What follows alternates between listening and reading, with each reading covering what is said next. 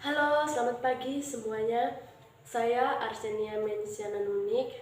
Pada video kali ini, saya akan menjelaskan metode-metode sharing kitab suci. Dalam sharing kitab suci itu ada beberapa metode, di antaranya metode TAT, teks amanat tanggapan, metode penokohan, metode 7 langkah, dan lain sebagainya. Dan pada saat ini saya akan menjelaskan metode sharing kitab suci dengan menggunakan metode penokohan. Pada metode penokohan ini, yang pertama yang harus dilakukan, fasilitator itu harus memilih pada kitab suci atau bacaan pada kitab suci yang banyak tokoh atau pelaku di dalamnya. Langkah-langkah yang harus diperhatikan dalam metode penokohan ini, yang pertama itu lagu pembuka atau doa pembuka. Bisa lagu pembuka, bisa doa pembuka, dan bisa juga kedua-duanya. Yang kedua, fasilitator meminta satu orang peserta untuk membacakan teks kitab suci yang sudah dipilih, dan teman-teman lain membacakannya dalam hati, sambil membacakannya dalam hati. Terus sesudah membacakan teks kitab suci, fasilitator meminta peserta untuk temukan tokoh atau pelaku yang mereka minati dalam kitab suci itu. Dan setelah mereka temukan tokoh atau pelaku yang mereka minati itu, mereka harus sharingkan mengapa mereka pilih tokoh itu, dan sharingkan dalam kaitan dalam pengalaman sehari-hari. Terus sesudah sharing, penutup. Di penutup ini bisa doa penutup dan lagu penutup. Baik, pada saat ini saya akan panggil kakak Frater Tommy sebagai peserta sharing dalam metode penokohan ini.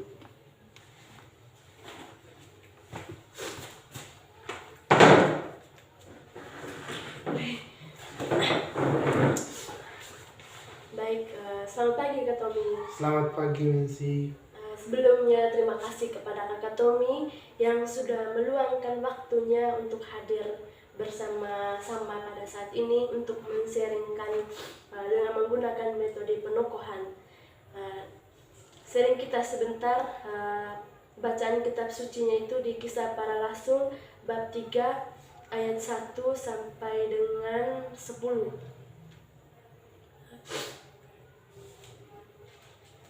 Untuk itu, mari kita buka dengan lagu pembukaan. Firman-Mu Pelita bagi kakiku, terang bagi jalanku. Firman-Mu pelita bagi kakiku, terang bagi jalanku. Waktu ku bimbang dan hilang jalanku, tetaplah Kau di sisiku, dan takkan ku takut asal Kau di dekatku, besertaku selamanya. Firman-Mu pelita bagi kakiku, terang bagi jalanku. Firman-Mu pelita bagi kakiku, terang bagi jalanku. dalam nama Bapa dan Putra Dan Roh Kudus. Amin. Allah Bapa di dalam surga, kami sangat bersyukur dan berterima kasih kepadamu atas segala berkat dan rahmat-Mu, sehingga pada saat ini kami kembali kumpul bersama. Semoga apa yang kami dengar dari firman-Mu sebentar dapat berguna bagi kehidupan kami, dan apa yang kami sharingkan bersama sebentar berguna juga dalam kehidupan kami sehari-hari. Nama-Mu kami puji kini dan sepanjang segala masa. Amin. Saya minta Kak Tommy untuk membacakan teks Kisah Para Rasul bab 3 ayat 1 sampai 10. Silakan. Bacaan dari para rasul. Pada suatu hari menjelang waktu sembahyang, yaitu pukul 3 petang, naiklah Petrus dan Yohanes ke bait Allah. Di situ ada seorang laki-laki yang lumpuh sejak lahirnya, sehingga ia harus diusung. Tiap-tiap hari orang itu diletakkan dekat pintu gerbang bait Allah yang bernama Gerbang Indah untuk meminta sedekah kepada orang yang masuk ke dalam bait Allah. Ketika orang itu melihat bahwa Petrus dan Yohanes hendak masuk ke bait Allah, ia meminta sedekah. Mereka menatap dia dan Petrus berkata, "Lihatlah kepada kami." Lalu orang itu menatap mereka dengan harapan akan mendapat sesuatu dari mereka. Tetapi Petrus berkata, "Emas dan perak tidak ada padaku, tetapi apa yang kupunyai kuberikan kepadamu. Demi nama Yesus Kristus, orang Nazaret itu, berjalanlah." Lalu ia memegang tangan kanan orang itu dan membantu dia berdiri. Seketika itu juga kuatlah kaki dan mata kaki orang itu. Ia melonjak berdiri lalu berjalan kian kemari dan mengikuti mereka ke dalam bait Allah, berjalan dan melompat-lompat serta memuji Allah. Seluruh rakyat itu melihat dia berjalan sambil memuji Allah. Lalu mereka mengenal dia sebagai orang yang biasanya duduk meminta sedekah di gerbang indah bait Allah, sehingga mereka takjub dan tercengang tentang apa yang telah terjadi padanya. Demikianlah sabda Tuhan. Syukur kepada Allah. Baik, terima kasih kepada Kak Tommy yang sudah membacakan teks kitab suci Petrus menyembuhkan orang lumpuh. Baik, dari bacaan kitab suci ini tadi, tokoh atau pelaku siapa yang Kakak Tommy suka atau yang Kakak Tommy minat dalam bacaan tadi, dan apa alasan Kakak Tommy memilih tokoh itu, dan ceritakan pengalaman Kakak Tommy terkait dengan tokoh itu.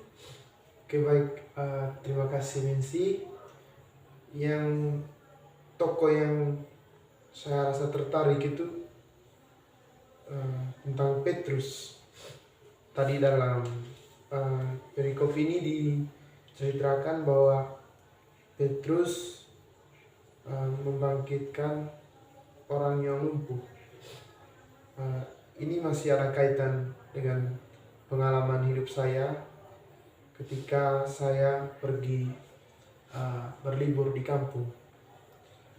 Pada waktu itu saya pergi ke kampung, dan setibanya di kampung, tepatnya pada malam hari, saya sedang makan malam bersama dengan bapak mama saya. Dan ketika kami sedang makan, tiba-tiba ada seorang gadis yang datang untuk meminta bantuan. Gadis tersebut berasal dari kampung tetangga, dan mereka sedang menempuh pendidikan SMA di kampung saya, dan kebetulan mereka tinggal juga berdekatan dengan rumah saya. Dan pada waktu itu temannya sedang kerasukan setan, dan mereka coba melakukan berbagai upaya untuk bisa melepaskan teman mereka dari gangguan roh jahat, namun hal itu rupanya tidak membuahkan hasil, sehingga mereka dengan berani pergi ke rumah dan meminta bantuan. Awalnya saya ragu dan juga takut karena memang saya belum berpengalaman untuk mendoakan mereka yang kerasukan setan. Karena desakan serta minta bantuan mereka, sehingga saya berusaha untuk memberikan pertolongan bagi saudari yang sedang kerasukan setan. Namun sebelum saya pergi berdoa untuk dia, hal pertama yang saya lakukan adalah saya masuk kamar dan berdoa di kamar agar saya bisa menyiapkan diri saya dengan baik, supaya saya juga tetap kuat nanti ketika saya berhadapan dengan saudari yang saat itu sedang kerasukan setan. Setelah saya memakai jubah dan berdoa, saya keluar dari rumah dan pergi ke asrama. Setibanya di asrama, saya melihat bahwa memang gadis itu sedang teriak dan banyak orang yang memegang dia, karena memang kekuatan yang ada dalam dirinya itu jauh lebih besar ketimbang ketika ia sadar. Jadi dari situ saya merenung bahwa ini anak ini betul-betul memang sedang dirasuki setan. Dan ketika saya ingin mencari tahu lebih dalam kira-kira roh apa yang sedang masuk pada dirinya, ternyata anak ini baru saja kehilangan mamanya baru meninggal. Dan menurut ceritanya bahwa ada orang yang punya ilmu hitam, dia pergi omong atau berbicara di kuburan mamanya agar anak-anaknya itu dibagi dua dalam hal ini. Berarti karena mereka ada 4, 2-nya harus meninggal mengikuti mamanya, 2 diizinkan hidup. Dan kebetulan arwah dari mamanya ini datang.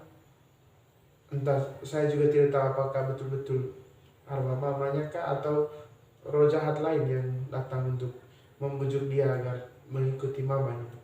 Dan mulai dari situ saya meminta pertolongan Tuhan untuk membantu hambanya itu yang sedang sakit.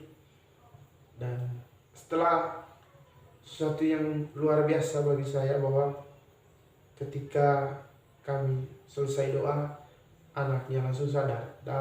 Dalam hati saya sangat bersyukur dan terima kasih kepada Tuhan, karena memang di saat situasi doa itu dia benar-benar hadir dan menolong hambanya yang sedang sakit. Dan saya juga senang karena memang Tuhan sudah mungkin menghendaki saya untuk membantu dia yang sedang sakit. Dan saya juga menyadari bahwa hal itu bukan karena saya pribadi, tapi karena memang Tuhan yang bekerja. Dan itu saya yakini. Pengalaman yang sama juga ketika saya pergi berkunjung di Kampung Biamurin hari Rabu yang lalu, ketika saya tidak mengikuti kegiatan di Puspas. Dan waktu itu kami mengadakan kegiatan kunjungan di sana, di rumah teman salah satu anggota komunitas kami. Ketika kami hendak pergi berkunjung di Biamurin, setibanya di sana kami bercanda, bercerita dengan keluarga-keluarganya. Ternyata di dalam rumah itu ada salah satu orang saudari dari teman saya ini. Padahal dia sudah 1 minggu sakit, dan selama seminggu itu dia dirasuki setan. Dan rupanya yang dirasuki setan bukan hanya 1 orang, ada 4 orang pada saat itu. Dan mereka kerasukan di jam yang sama, juga di tempat yang sama, dan secara bersamaan. Itu yang membuat saya juga bingung, kok tiba-tiba secara bersamaan mereka langsung kerasukan 4 orang. Dan yang membuat saya heran bahwa kok bisa ya setan itu bisa merasuki orang dengan jumlah yang lebih dari satu dengan waktu yang bersamaan. Dan yang membuat saya tertarik berkaitan dengan perikop ini, ketika anak tersebut sedang dirasuki setan dan dia berteriak dan bergerak dengan kekuatan yang sangat luar biasa, dan kami banyak orang yang memegang dia. Di saat itu kami mengalami kebingungan, kira-kira hal apa yang harus kami buat. Tiba-tiba mereka menyuruh salah seorang anak muda untuk dipanggil, terus menyebut nama kekasih. Tapi bagi saya itu sesuatu yang konyol, karena memang tidak ada dampak pahitnya. Namun kebiasaan itu sudah mereka sering buat selama 1 minggu. Tapi dengan inisiatif saya mengatakan bahwa kita berdoa untuk dia. Dan ketika kami berdoa, saya melihat bahwa ternyata setelah kami doa, anaknya langsung sadar dan roh jahatnya keluar. Itu yang membuat saya senang. Di situ juga saya mengalami yang namanya kehadiran Tuhan, dan bagaimana Tuhan menolong hambanya yang sedang kerasukan setan. Setelah kami membantu dia, kami pergi ke rumah tetangga yang juga anaknya sedang kerasukan setan. Hal yang sama juga yang saya buat. Kami berdoa. Kebetulan saya sendiri juga yang memimpin doa, dan teman yang lain juga ikut berdoa. Setelah kami berdoa, dia langsung sadar. Tapi di rumah yang kedua ini, setelah saya berdoa untuk anaknya, saya juga mengambil air berkat itu dan memberkati rumah yang ditempatinya, terus memberi tanda salib di setiap tiang pintu yang ada di dalam rumah mereka, baik tiang pintu kamar maupun pintu rumah depan belakang. Dan untuk sementara waktu anaknya tidak lagi kerasukan setan, kecuali di rumah teman yang pertama tadi, dia tetap mengalami kerasukan setelah berapa hari kami sudah tiba di sini. Memang waktu di atas juga kami tidak sempat untuk berkati rumah itu dan buat hal yang sama seperti yang kami buat di tempat yang kedua. Dan dari situ teman saya juga meminta saya untuk meluangkan waktu hari Minggu, mungkin pergi lagi mendoakan saudarinya yang sedang sakit. Dan saya berupaya nanti supaya saya minta imam untuk memberkati air, biar air itu yang saya gunakan juga untuk memberkati rumah mereka, agar roh jahat itu tidak merasuki lagi anak yang sedang sakit. Mungkin itu saja pengalaman saya berkaitan dengan tokoh Petrus yang sudah menyembuhkan orang yang lumpuh, dan itu yang membuat saya tertarik dengan perikop ini. Baik, terima kasih kepada Kakak Tommy. Kakak Tommy tadi memilih Petrus menyembuhkan orang lumpuh, dan juga ada pengalaman sendiri dari Kakak Tommy tadi. Yang menarik menurut saya dari pengalaman Kakak Tommy tadi, hal berdoa. Karena begini, pengalaman saya juga kadang berdoa itu hanya ketika saya sedang susah saja. Ketika saya mengalami kesenangan atau kebahagiaan dalam diri saya kadang lupa untuk berdoa kepada Tuhan Yesus, dan bahkan seringkali saya menjauhinya. Tadi pengalaman Kakak Tommy, hal berdoa itu hal yang paling utama dalam hidup kita. Entah kita mengalami kesusahan, kesenangan, dengan kita berdoa, maka semua apa yang kita rasakan, hati kita akan merasa lega. Baik, terima kasih Kakak Tommy. Sama-sama. Baiklah, kita langsung doa penutup saja. Dalam nama Bapa, Putra, Roh Kudus, amin. Allah Bapa di dalam surga, kami aturkan puji dan syukur kepadamu atas segala berkat dan rahmat-Mu yang Kau curahkan pada kami saat ini, pada sharing kami saat ini. Semoga apa yang kami terima, apa yang kami dengar, dan apa yang kami sharingkan pada saat ini dapat berguna bagi orang, bagi kehidupan kami sehari-hari. Nama-Mu yang kudus kami puji kini dan sepanjang segala masa. Amin. Amin. Dalam Bapa dan Putra dan Roh Kudus. Amin. Terima kasih kepada Kakak Tommy. Terima kasih. Mungkin sudah mengundang saya untuk meluangkan waktunya untuk sharing bersama. Baik, terima kasih kembali. Selamat pagi. Dah.